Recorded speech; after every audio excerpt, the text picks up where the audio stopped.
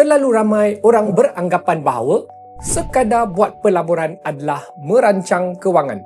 Logiknya, kalau kita melabur dengan betul, semua masalah lain dalam hidup akan menjadi senang. Tapi hakikatnya, pelaburan hanyalah sebahagian kecil daripada personal finance. Dan kerana salah faham ini, terlalu banyak orang fokus kepada perkara yang sebenarnya di luar kawalan mereka, seperti timing the market atau kaunter mana nak melabur. Pada masa yang sama, mereka mengabaikan perkara yang sebenarnya penting dan sepenuhnya dalam kawalan mereka. Contohnya, bagaimana nak menjana pendapatan yang lebih, kadar simpanan, perbelanjaan dan maklumat kewangan yang jelas. Perbezaan antara fokus kita akan membina masa depan yang stabil dan selesa atau memberi tekanan kewangan yang berpanjangan. Ini adalah bahagian pertama daripada 2 video. Hari ini, saya nak bercakap tentang kesilapan terbesar dalam personal finance. Kita akan bincangkan 5 dalam video ini dan baki 5 lagi dalam video seterusnya. Welcome to Sembang Finance.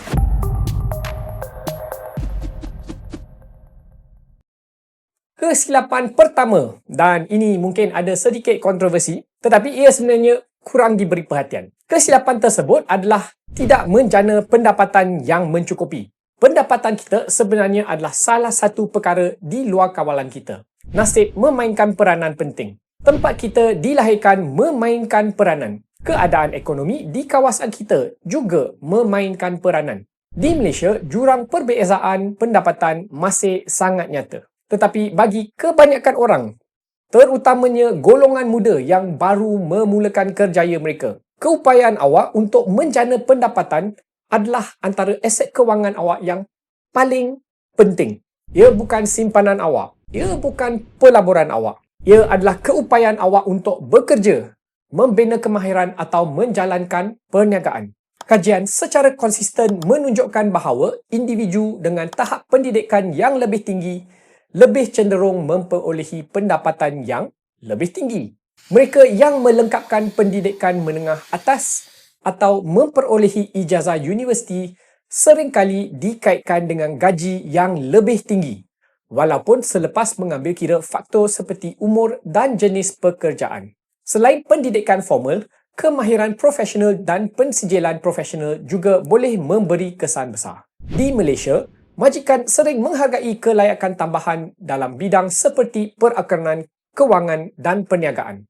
Sebagai contoh, seorang profesional yang mempunyai kelayakan ACCA di Malaysia boleh memperolehi pendapatan sekitar RM4,000 hingga melebihi RM9,000 sebulan, bergantung kepada jawatan dan pengalaman. Ini tidak bermaksud semua orang perlu mengejar ACCA, tetapi ia menunjukkan bagaimana kemahiran khusus boleh diterjemahkan kepada pendapatan yang lebih tinggi.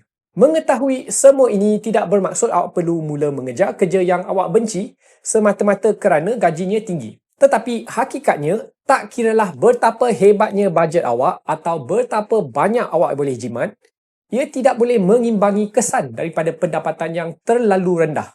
Mencari cara untuk meningkatkan pendapatan, sama ada melalui pendidikan, mempelajari kemahiran baru, menukar kerjaya atau membina perniagaan adalah antara langkah paling bagus untuk memperbaiki personal finance awak. Apabila bahagian ini kukuh, semua perkara lain menjadi lebih mudah. Kesilapan besar seterusnya ialah tidak menyimpan wang yang mencukupi. Dalam hidup ini, hanya terdapat 2 cara untuk memperbaiki situasi kewangan awak. Yang pertamanya adalah pendapatan yang lebih yang kita baru bincangkan tadi. Dan yang kedua adalah untuk mengurangkan perbelanjaan. Tak kira apa sekalipun nasihat yang diberikan, ia akan berbalik kepada 2 cadangan ini. Di semua tahap pendapatan, orang yang menyimpan secara konsisten biasanya berasa lebih selamat dan kurang tertekan tentang wang. Mereka lebih bersedia menghadapi kecemasan dan secara umum berasa nasib mereka lebih terkawal. Persoalannya, berapakah angka yang sempurna untuk menyimpan? Jawapannya bergantung kepada keadaan dan maklumat awak. Sebagai contoh, seorang yang mahu bersara awal biasanya perlu menyimpan sebahagian besar pendapatannya kerana tempoh untuk menjana wang adalah lebih singkat. Sebaliknya, seorang yang bercadang untuk bekerja melepasi umur persaraan mungkin boleh menyimpan kurang. Sebagai panduan kasar, menyimpan sekitar 10 hingga 20% daripada pendapatan awak di samping caruman kepada skim persaraan kerajaan seperti KWSP adalah cadangan yang munasabah. Hakikatnya, menentukan kadar simpanan yang betul bukan sesuatu yang kebanyakan orang boleh kira dalam kepala. Ia biasanya memerlukan perancangan yang lebih terperinci menggunakan kalkulator ataupun dengan berjumpa financial advisor. Dan jika awak memerlukan bantuan, awak boleh saja hubungi saya. Isi saja borang daripada pautan di bawah dan saya akan hubungi awak dalam masa 1 minggu. Seterusnya, tidak mempunyai matlamat kewangan yang jelas adalah satu lagi kesilapan besar yang sering berlaku. Apabila seseorang tidak ada hala tujuan, keputusan kewangan mereka menjadi tidak teratur. Mereka akan mula mengejar sahaja apa yang kedengaran menarik pada masa itu atau bertindak balas secara emosi terhadap pergerakan pasaran ataulah nasihat apa yang mereka dengar. Ia benar-benar berbaloi untuk meluangkan sedikit masa untuk memikirkan apakah matlamat kewangan awak. Dan ini sebenarnya lebih sukar daripada yang orang jangkakan. Jika awak tanya kebanyakan orang apakah matlamat kewangan mereka, mereka biasanya akan jawab, saya nak bersara atau saya nak bebas kewangan. Tetapi, apakah maksudnya semua itu? Susah nak jelaskan, betul tak? Satu cara mudah untuk mencari matlamat awak dengan lebih bermakna ialah dengan menukar soalannya kepada apa yang saya mahu wang saya buat.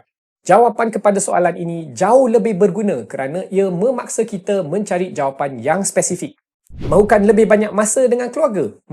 Awak mungkin perlu mengutamakan fleksibiliti berbanding dengan gaji yang tinggi. Nak kurangkan stres?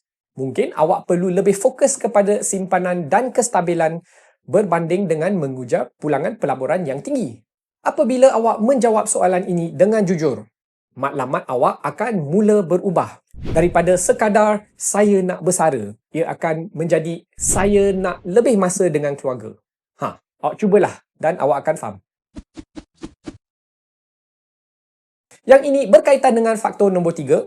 Satu lagi kesilapan kritikal ialah berbelanja terlalu banyak untuk benda-benda yang tidak betul. Nak guna duit memang seronok. Saya pun faham.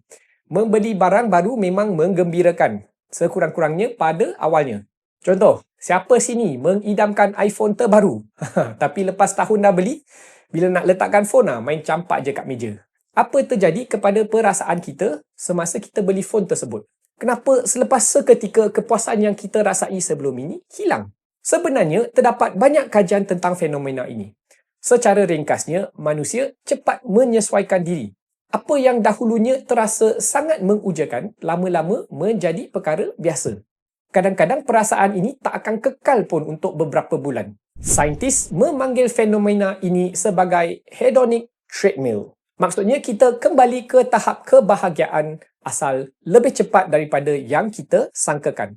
Masalahnya kita tidak begitu pandai meramalkan apa yang akan memberikan kebahagiaan pada masa hadapan.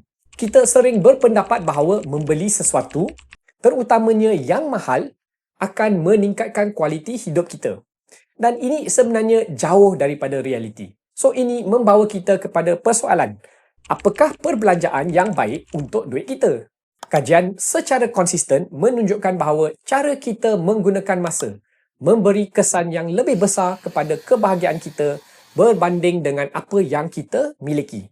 Orang yang lebih menghargai masa mereka akan lebih bahagia, mempunyai hubungan yang lebih baik, rangkaian sosial yang lebih kuat dan kepuasan kerja yang lebih tinggi. Jadi sebelum membuat pembelian besar, berhenti seketika dan tanya satu soalan mudah. Apa sebenarnya yang saya cuba capai dengan perbelanjaan ini? Kemudian tanya soalan kedua. Ada tak cara yang lebih murah, lebih ringkas atau kurang tekanan untuk mendapatkan hasil yang sama? Kerana akhirnya, setiap ringgit yang kita belanjakan bukan hanya tentang wang, ia juga tentang masa dan tenaga yang kita gunakan untuk mendapatkan wang itu. Satu lagi kesilapan besar dalam personal finance yang boleh memberi kesan kewangan dan emosi yang mendadak ialah berkahwin dengan pasangan yang tidak serasi dari segi kewangan. Masalah kewangan bukan saja akan menjejaskan akaun bank. Ia juga akan menjejaskan hubungan. Satu kajian di Malaysia terhadap pasangan muda yang sudah berkahwin mendapati bahawa kesejahteraan kewangan mempunyai hubungan positif dengan kepuasan perkahwinan. Secara ringkasnya, pasangan yang lebih stabil daripada segi kewangan cenderung melakukan perkahwinan yang lebih bahagia dan sihat, manakala tekanan kewangan berkait rapat dengan ketegangan hubungan. Secara umum, semua orang boleh dibagikan kepada dua kumpulan. Ada yang kedekut belanja, ada pula yang lebih boros. Tiada siapa yang betul atau salah sebenarnya. Masalahnya, apabila seorang tu terlalu berhati-hati dan seorang lagi terlalu bebas berbelanja, keputusan harian macam barang dapur, percutian, kereta, malah belanja kecil-kecil pun boleh menjadi pertengkaran. Malah, konflik kewangan begitu biasa sehingga ramai financial advisors ada dilatih untuk membantu klien menguruskan isu kewangan yang timbul akibat pergaduhan tentang duit. Apa yang menjadikan situasi ini susah ialah tabiat kewangan sukar diubah. Jika seseorang tu secara semula jadi boros atau terlalu berjimat, tabiat ini biasanya akan berkekalan. Ini bukan topik yang selesa untuk dibincangkan tetapi ia agak penting. Kerana tekanan kewangan bukan saja menjejaskan simpanan atau gaya hidup. Ia menjejaskan kesihatan mental, kesejahteraan emosi dan kestabilan jangka panjang kehidupan awak. Setakat ini, kita telah membincangkan kesilapan yang berlaku sebelum pelaburan menjadi isu utama. Inilah kesilapan kewangan yang kita jarang bincangkan secara terbuka tetapi seringkali membentuk kehidupan kita selama bertahun-tahun. Dalam video seterusnya, kita akan beralih kepada kesilapan personal finance yang melibatkan pelaburan. Apa yang orang sering salah faham dan apa yang sebenarnya penting. Jadi, pastikan awak tonton bila ia keluar nanti. Sehingga kita berjumpa lagi. Bye-bye.